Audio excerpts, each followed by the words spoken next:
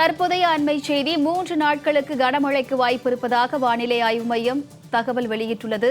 April 30, மே 1 மற்றும் 2 ஆகிய தேதிகளில் தமிழகத்தில் கனமழை பெய்ய வாய்ப்பு இருப்பதாக அறிவிப்பு வெளியாகியுள்ளது.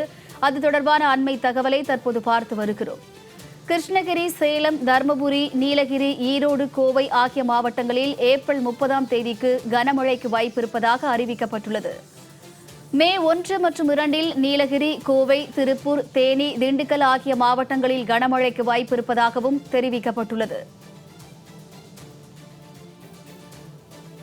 தமிழகத்தில் 3 நாட்களுக்கு கனமழைக்கு வாய்ப்பு இருப்பதாக வானிலை ஆய்வு மையம் அறிவிப்பு ஒன்றை வெளியிட்டுள்ளது. அது தொடர்பான அண்மை தகவலை பார்த்து வருகிறோம். ஏப்ரல் 30, மே 1 மற்றும் 2 ஆகிய தேதிகளில் தமிழகத்தில் கனமழைக்கு வாய்ப்பு இருப்பதாக அறிவிப்பு வெளியாகியுள்ளது.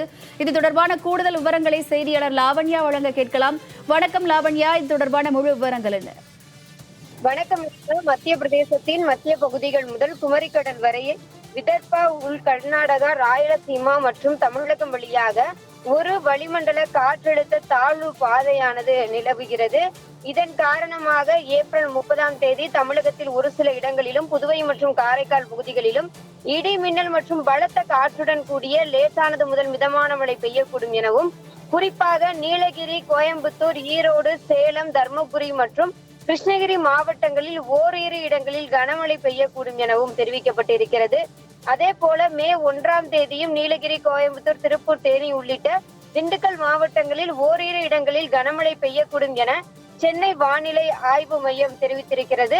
அதன் பிறகு இந்த கோடை மழையானது படிப்படியாக குறைவதற்கான வாய்ப்புகள் உள்ளதாக தெரிவிக்கப்பட்டிருக்கிறது. வினிதா,